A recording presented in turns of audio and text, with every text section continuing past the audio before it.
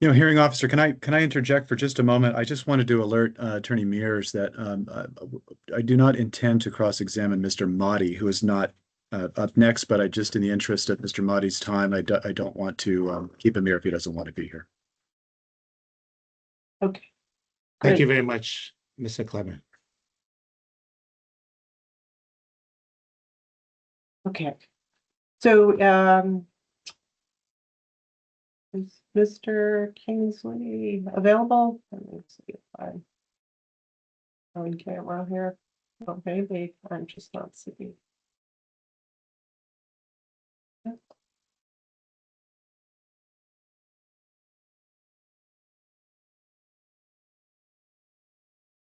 Is he? You're muted. Yeah. Mr. Mears, is he ready for? I'm sorry, I didn't realize I was on mute. I was just saying, he was, I had initially told him to be back on by 1:30. I texted him to be on by 1.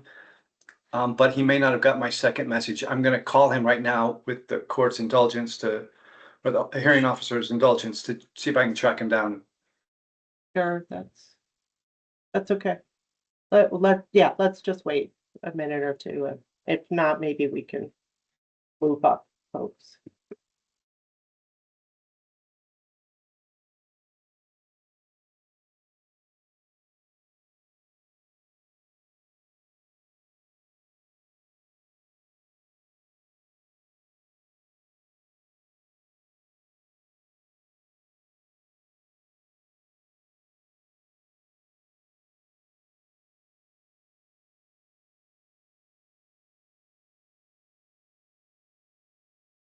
I think I see Mr. Kingsley on the call.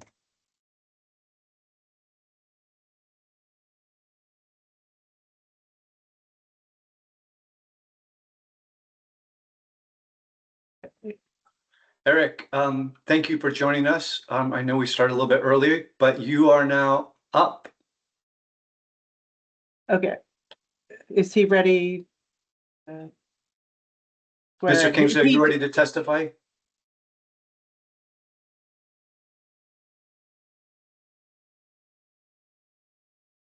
He just disappeared.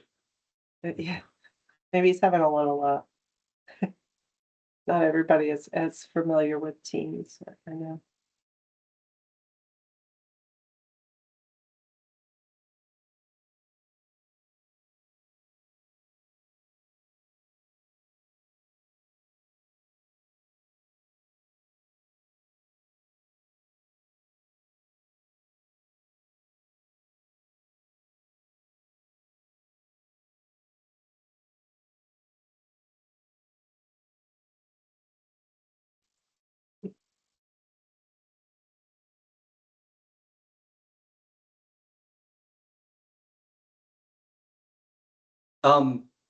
For whatever reason, I'm just repeating what you said to the hearing officer. Apparently he can't hear us. Did you, and you just tried signing out and signing back in again? He was on earlier and could hear everybody, so I'm not sure what happened between now and then. Yeah, let's see. He's gonna sign out and try again. Yeah, okay.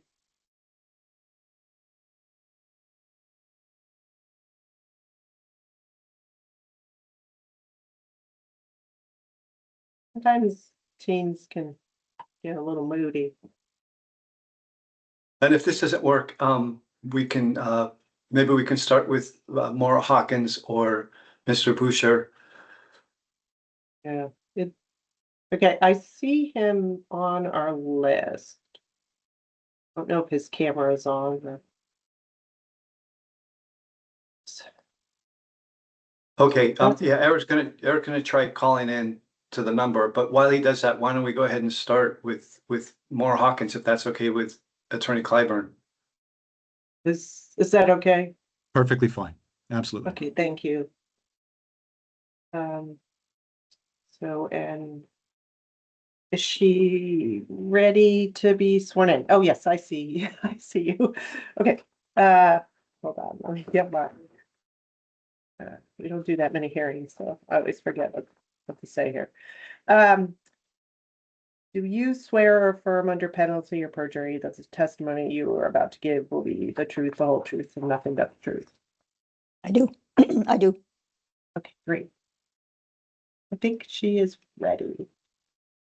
Good afternoon, Ms. Hawkins. Good afternoon, Mr. Clyburn.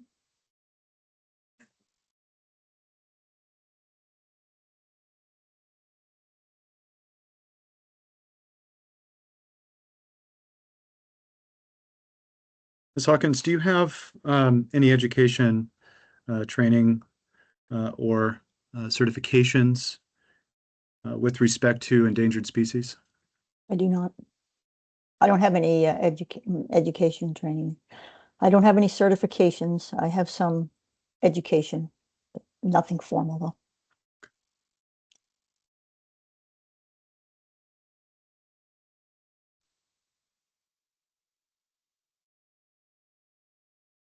It's fair to say that you did not perform a sound study for this project, correct?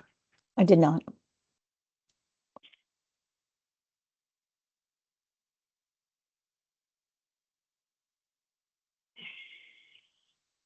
In your direct pre-filed testimony, and I'm speaking about question 6, you stated that your testimony was based on a desk review, correct?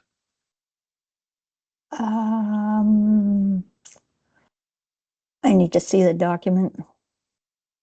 I can share my screen if that'd be helpful. That'd be fantastic. Thank you. Great.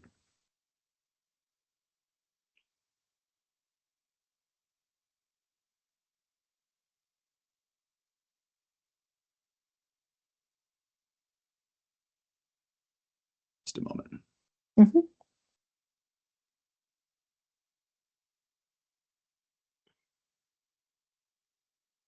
Okay, I'm sharing it now. Can you see it? Again, Okay. Well, let me ask this question. Have you visited the proposed project location? I have not.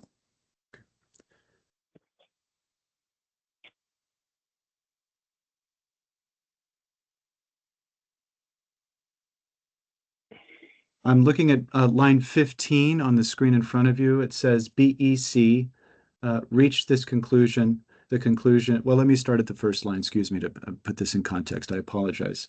You answer the question, will the project have an undue adverse effect on rare and irreplaceable natural areas?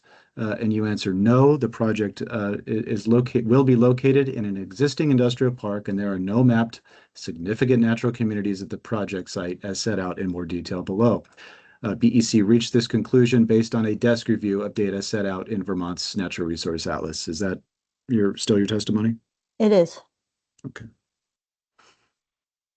And you looked at an A&R atlas? I did.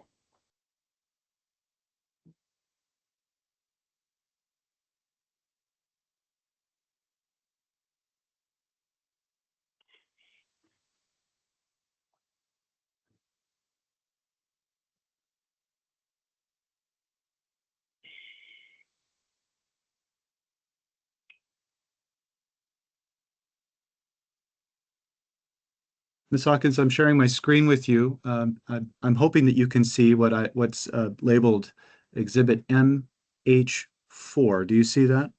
I do. Okay. Does this appear to be the same natural resource atlas that you consulted as It part of does. your? Great. Mhm. Would you agree that there's a disclaimer here where at the bottom that says this map is for general reference only? That's what it says. That is what it says.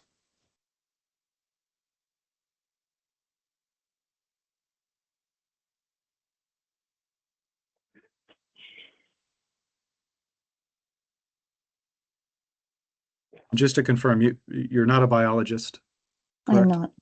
And you're not a botanist, correct? I am not.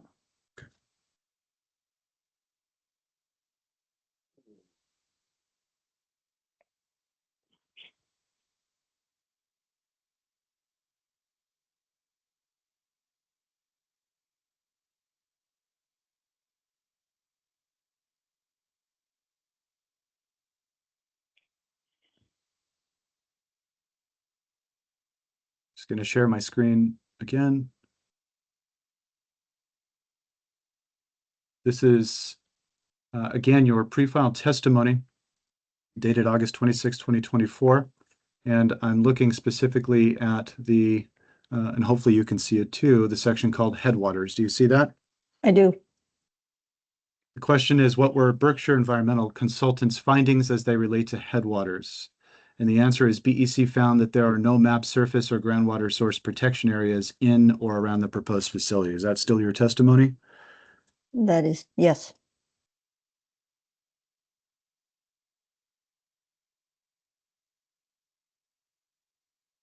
How, in your opinion, can you describe how surface and groundwater sources are connected to headwaters as defined or implied in question 8? Objection is a question that seems to go to asking the witness to testify about technical legal terms.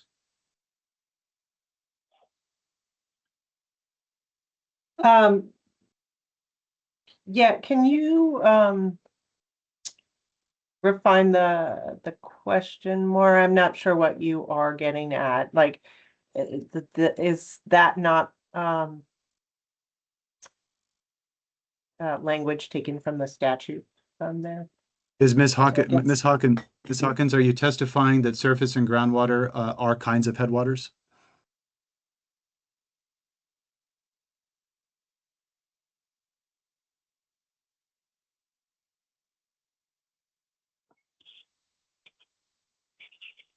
There are some surface or groundwater sources that can be headwaters.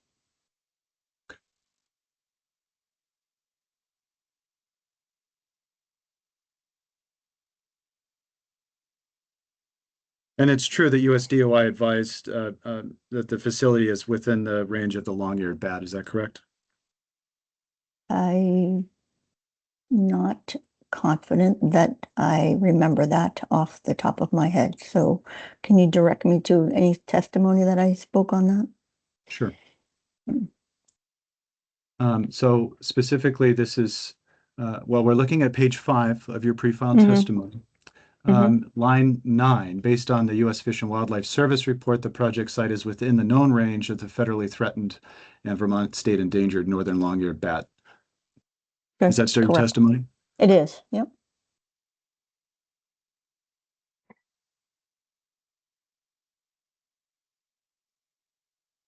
Based on your recollection, is that the only species that Fish and Wildlife alerted you to the possible presence of? To the best of my memory, yes. Is it a fair statement that they also referenced the monarch butterfly? I would want to look at my document, Sure. which I will do that. My memory is not as good as my documents. Ms. Hawkins, just in the interest of time, are you looking? I just want to make sure, are you looking, or would you like me to show you? Either one is fine. I was going to look, but if you have it available, then that would be faster.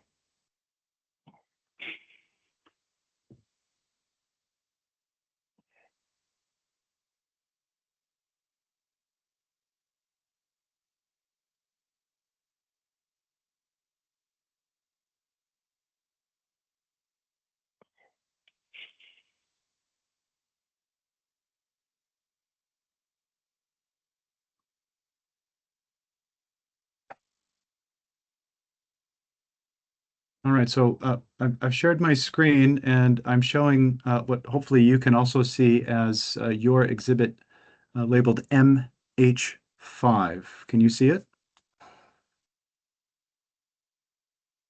I can? Okay.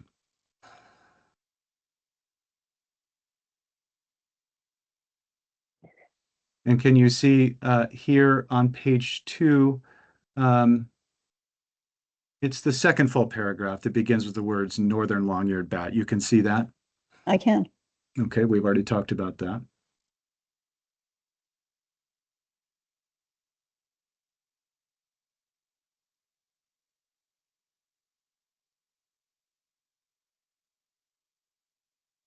Um, sorry, I haven't had my afternoon round of coffee yet.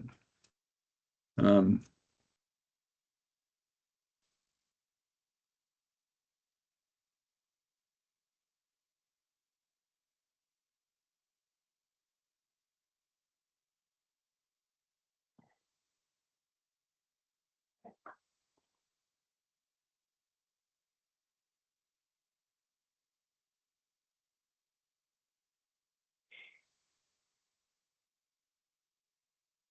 oh, there we go. Apologies, everyone. So I'm back on the same document, MH5, and now I'm showing you page 5. Can you see that, Ms. Hawkins? I do. Okay. Would you agree that under the insect heading here, it says monarch butterfly? Yes, I will also note that the status says candidate and that there's no critical habitat for this species. Understood. Thank you very much.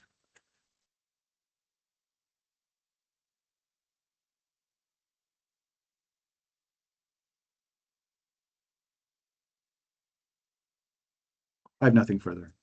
Thank you, Ms. Hawkins, for your time. Okay, thank you. Mhm. Is Mr. Kingsley available at this point? Yes, you have to. Okay, so he is on the phone. Okay. Right, so why don't I swear him in and hopefully we can proceed. Do you swear or affirm under penalty of perjury that the testimony you are about to give will be the truth, the whole truth, and nothing but the truth?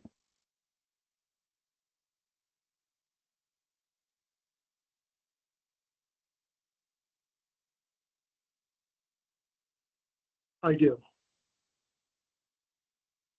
All right. I think he is ready for cross, right, Mr. Mears? Mr. Kingsley, good afternoon. Good afternoon. Are you able to see, as you've been following along and recently, have you been able to see my screen when I share it, for example, with Ms. Hawkins just now? Yes, I can. Yes. Great.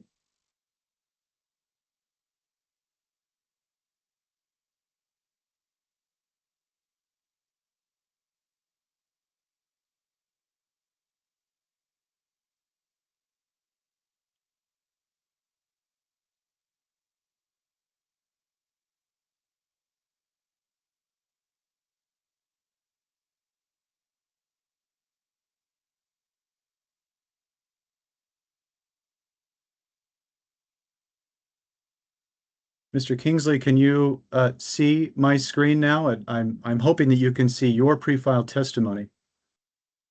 I see my pre-filed testimony. Yes, thank you. Excellent. And is it dated August 26, 2024? Is that fair to say? That is correct. Is it fair to say that you have not updated your testimony since you submitted this on August 26, 2024? That is correct. And I signed it on August 21st, 2024. Thank you. Yes, sir. Have you submitted any revised materials as part of your testimony, Mr. Kingsley, since you submitted this in 2024? But I don't believe so. Okay.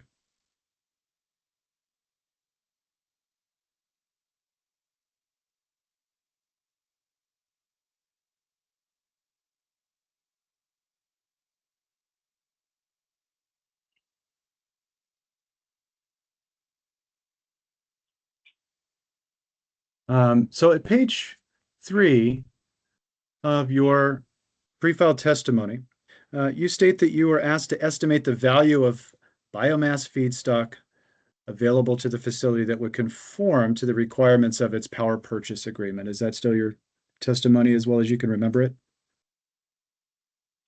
Volume, I don't believe I testified to value.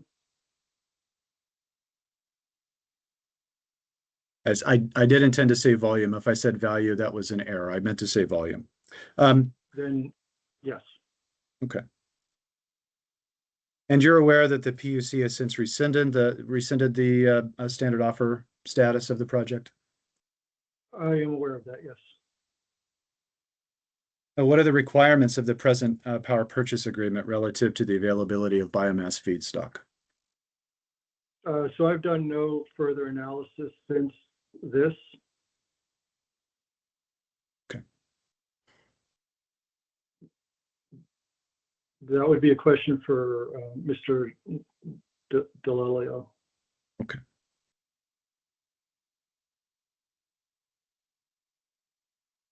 So let me toggle over here to your exhibit 1. Yes. Can you see this exhibit, Yes, Mr. I can. Kingsley? Okay. Is Yes. it fair to say that it's the same exhibit that you submitted previously? Yes, it is. Great.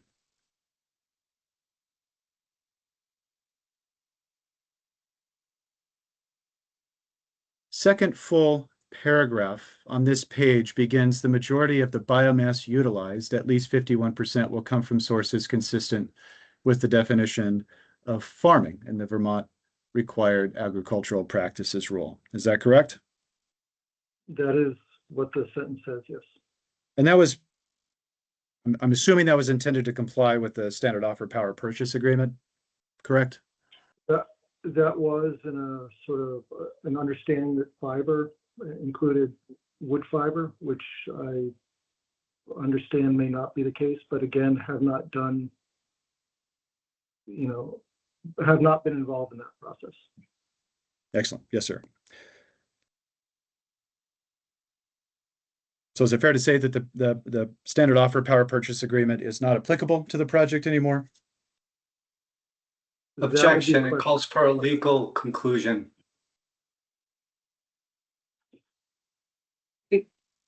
Yeah, I think we all understand that the standard offer contract is rescinded. Sure, I'll move on.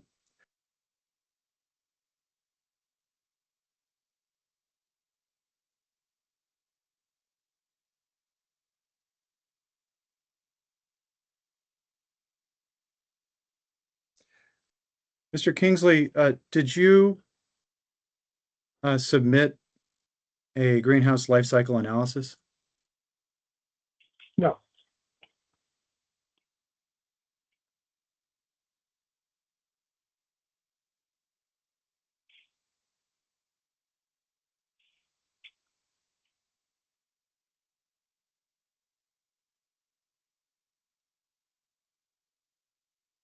Are you aware of anything that's occurred in the area around the proposed plant since you filed your testimony that would impact the green tons of biomass available to this plant?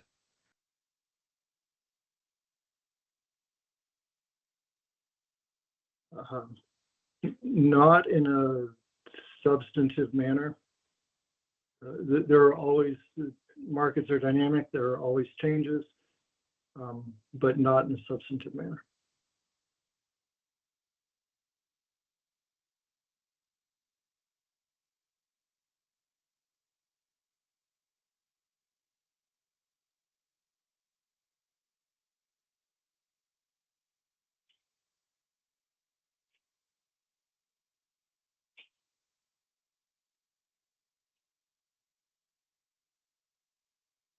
So in your pre-filed testimony, you testify that the 25-mile community scale radius for sourcing, you've referenced that a couple of times, obviously. But what assurance is there that the feedstock won't be coming to the facility from beyond that 25-mile radius? Certainly possible that it could. I don't believe there's any hard line. However, at 25,000 green tons a year, this is very, very small by biomass power standards, de minimis, and shouldn't need to draw from much further than that.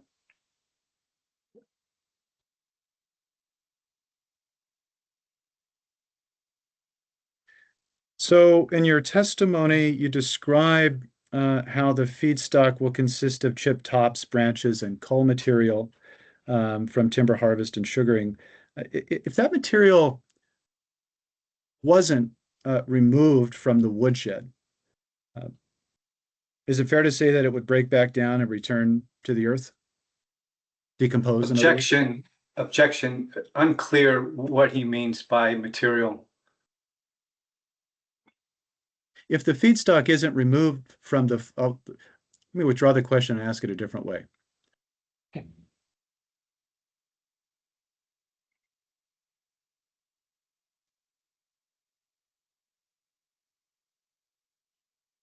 Mr. Kingsley, did you testify that the material in part would consist of chip tops, branches, and coal material? I did.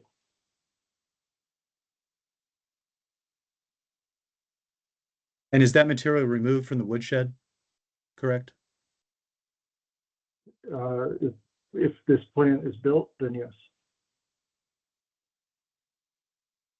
And isn't it true that if it's not removed, that it stays in the woodshed?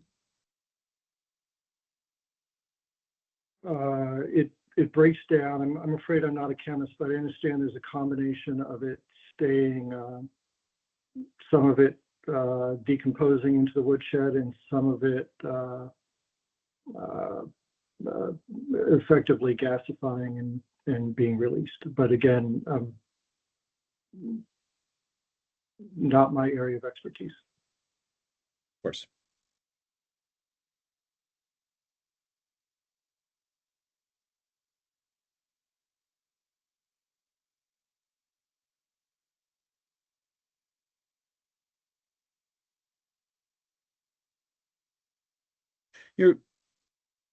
Correct me if I'm wrong, but isn't your greenhouse gas analysis, Mr. Kingsley, isn't it dependent on the assumption that the forest will regrow and sequester carbon in amounts similar to that released into the atmosphere by the pyrolysis of the feedstock and the burning of the syngas, correct? Well, that's an underlying assumption, but it rests upon a decision made by Vermont Agency of Natural Resources about how Vermont classifies biogenic CO2 emissions. How they make that decision would be a question for them. Of course.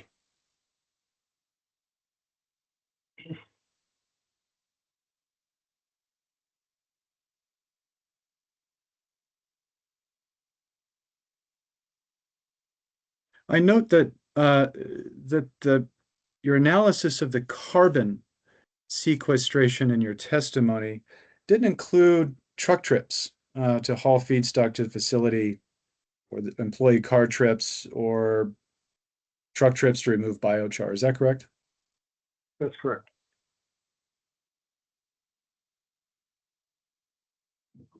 Did it include chipping operations on site to create the wood chips that are going to be delivered to the facility if it's built? Objection. Mr. Skorokodo already testified that there's no wood chipping taking place on site. That was not my question. I'll rephrase it for clarity. Mr. Kingsley, isn't it true that you did not include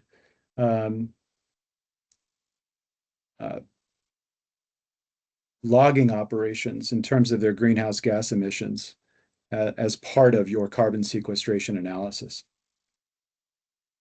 Objection. The logging operation includes a pretty broad array of activities. Mr. Kingsley, oh, I'm sorry. Hearing officer, please go ahead. Apologies. No, go ahead. What, can you rephrase that? What do you mean by logging? Yeah. Before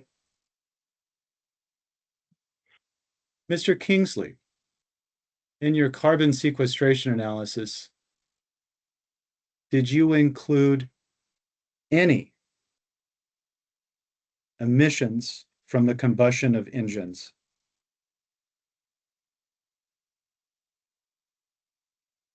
I did not.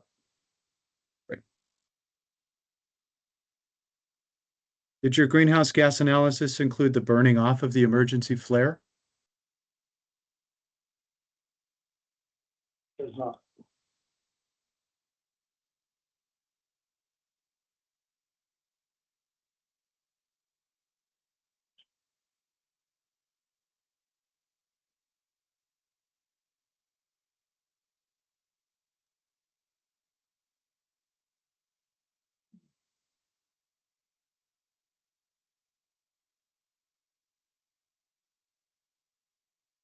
Mr. Kingsley, thank you very much for your time. I don't have anything further.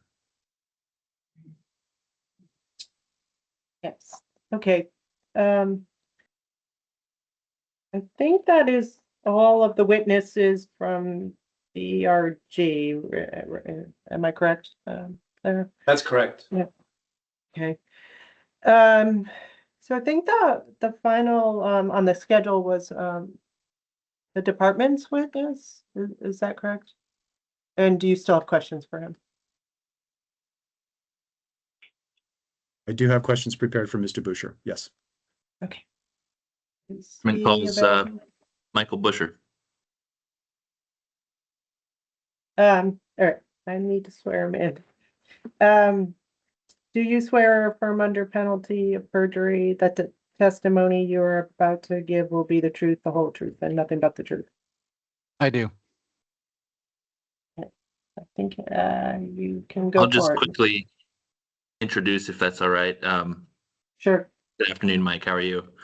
Good. How are you? Good. And are you the same Mr. Busher who submitted pre-filed testimony and exhibits in this case in May? I am. And do you have any changes to make to your testimony today? I do not. Okay, thank you very much. He's available. Thanks, Ben.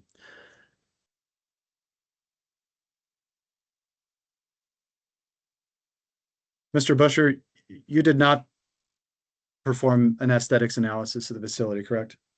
I did not. And to the best of your knowledge, petitioner hasn't provided an aesthetics analysis, correct? I do not believe that they have provided an expert opinion, but they have provided an opinion. Were you asked to review aesthetics or just orderly development? I was only asked to review orderly development. And state the obvious, you were hired by the Department of Public Service, correct? I was.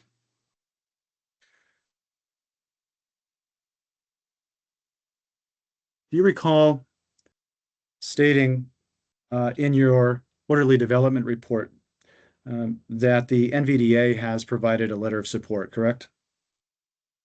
I do. Are you aware that NVDA is the landowner of the project facility site?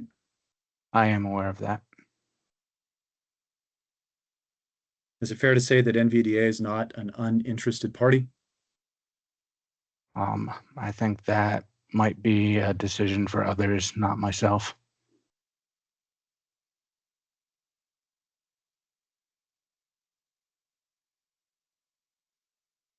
Do you think NVDA is an average person for purposes of the Queechy analysis? I don't think any organization would be considered an average person. Sorry, I'll object to that. Sorry, outside the scope of Mr. Busher's testimony. Yeah, I'm going to agree with I'll withdraw that. the question. Okay. To the best of your knowledge, the Lyndon Select Board has not submitted a recommendation, correct? To the best of my knowledge. I note, Mr. Busher, in your orderly development review, you don't provide an address for the facility. Is that right?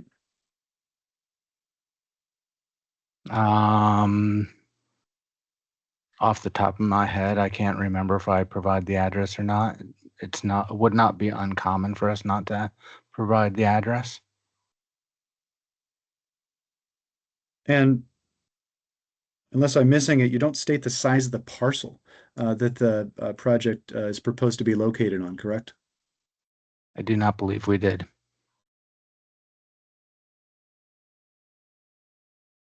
Do you know what percentage, excuse me, strike that. Do you know what size parcel it will be on? If I repeat correctly from the earlier testimony, I believe it was 3 parcels totaling roughly 8 acres. Do you know what percentage of the parcel will be covered, physically covered by the facility? Again, from the earlier testimony, I believe it was 3 acres, so that would be slightly more than a third. Okay. Off the top of your head, do you recall what the setbacks are?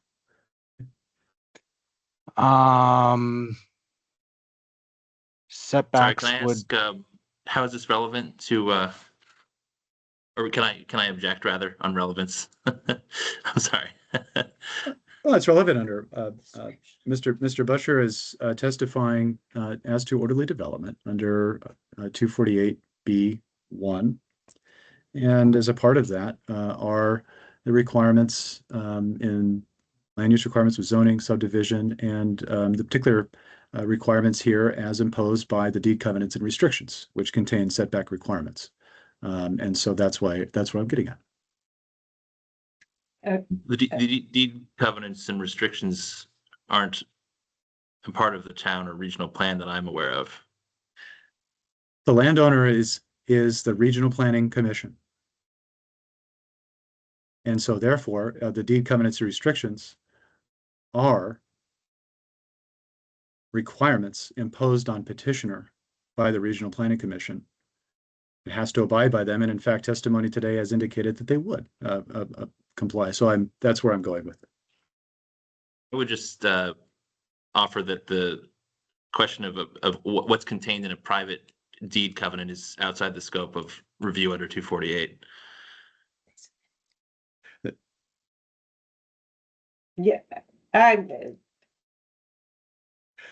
understand your objections, but is it okay if he just answers whether there was setbacks? We can decide later whether it was in the scope of 248 review. Sure. so to answer that question, my understanding under 248, the only rules imposed by the commission are in relationship to solar development. I'm not aware of any other setbacks imposed through the 248 process.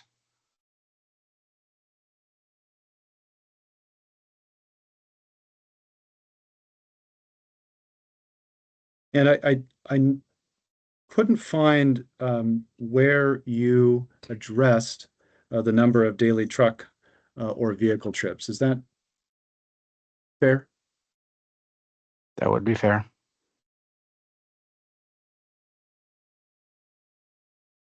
Up the top of your head, do you recall what the truck trips would be per day as proposed? It's not something we reviewed. It's traffic is something that is not commonly reviewed in our reports as part of orderly development.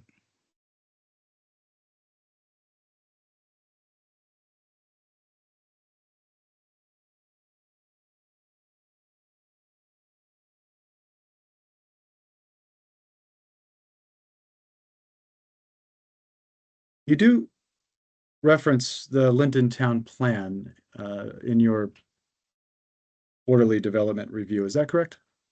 I do. Did you review the town plan? Did you review the chapter? Strike that. Did you review the chapter of the town plan that addresses transportation, Mr. Busher? We review the entire town plan.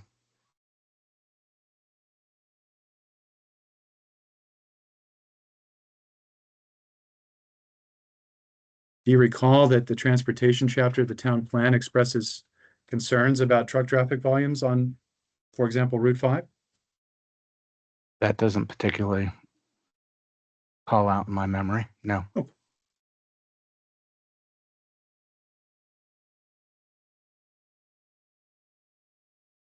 You recall that the Lyndon Town Plan states that trucks over 99,000 pounds are prohibited from the interstate?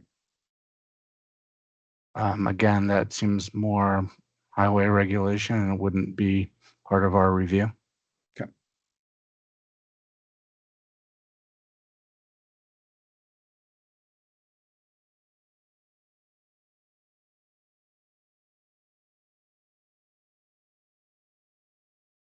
Just a couple more questions, Mr. Busher.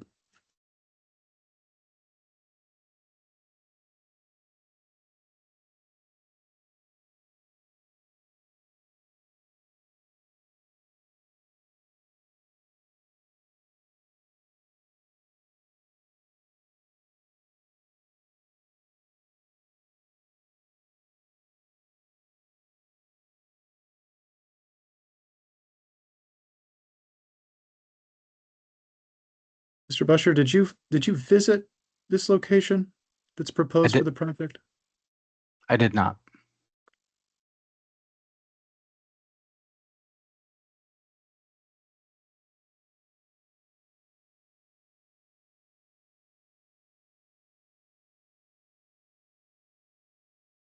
I am sharing with you, hopefully you can see it, Mr. Busher, an exhibit that's labeled VRG AS2 that contains a survey. This is at page 3 of this exhibit. Can you see that on your screen? I can. You can or you cannot? I'm sorry. I can see it. Okay. Does the survey plat look familiar to you? It does. Were you provided with this survey as part of your preparation to prepare the orderly development report? As part of my preparation, I have access to the EPUC, so I downloaded the applicable documents for that review, and I believe this was one of them. Did you use any other source like Vermont Parcel Viewer or anything like that outside of the record? For this particular case, I can't recall, but that is something we commonly utilize. Okay.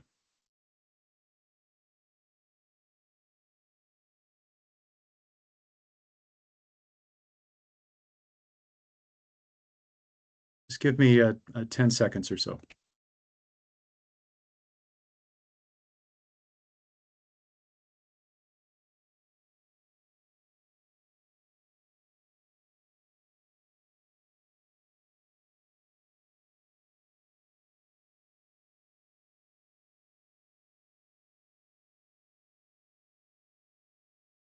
Mr. Busher, thank you for your time. I don't have anything further. You're welcome.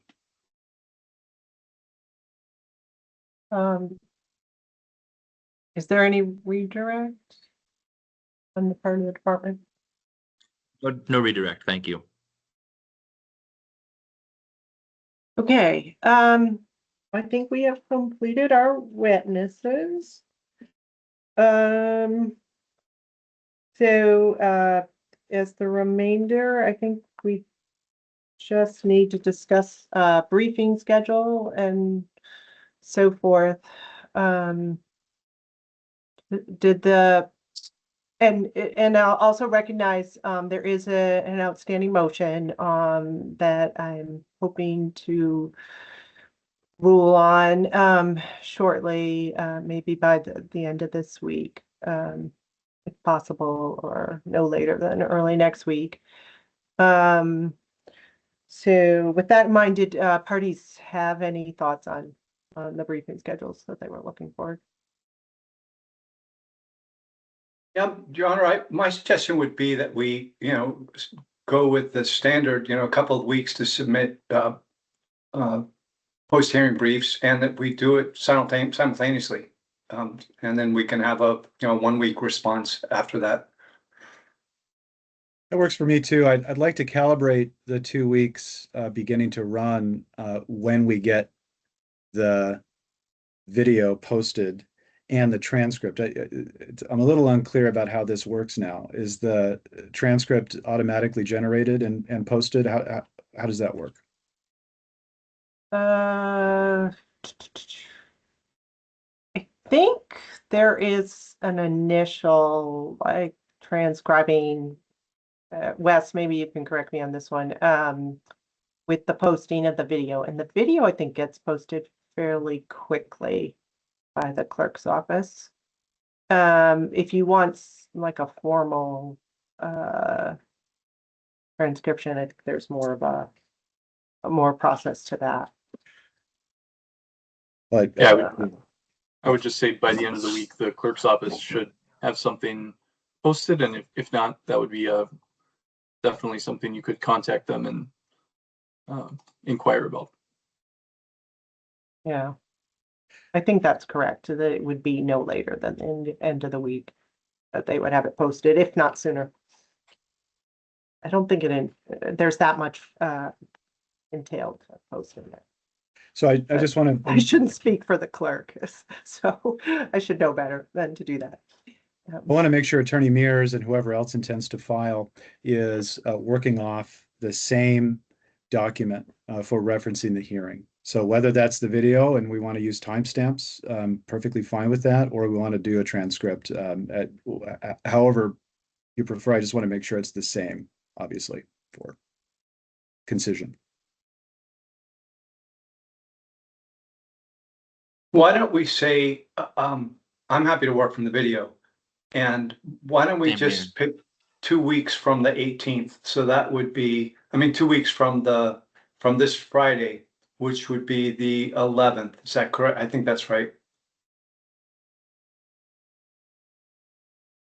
So For the department. September. Wow. And the department, you're okay with that? Yes, that'd be fine. And then reply briefs, how many weeks from the 11th? 1 week would be fine for us. Agreed. Okay. So that's the 18th. And again, if there's some sort of glitch, parties can file a request to change that briefing schedule. If something happens with we didn't foresee. So I'm fine with that as well. Okay, so the briefing, the initial briefs are due September 11th, and then the reply are September 18th. And as I said, I'm hoping to rule on the objection to testimony as quick as possible. Hopefully no later than the end of the week. And I just want to make another record. If you overrule Attorney Mears's objections, the result of that is that the intervener's testimony is admitted as is, or as you decide in the exhibits, correct? Correct. Okay, thank you. Yes. Thanks. Yeah, which I think is helpful to know in advance of your briefs. So is there anything else we need to discuss? I'll just say I really appreciate you keeping to even less than your time allotted, and that everybody was generally cordial in your objections. So I really appreciate it.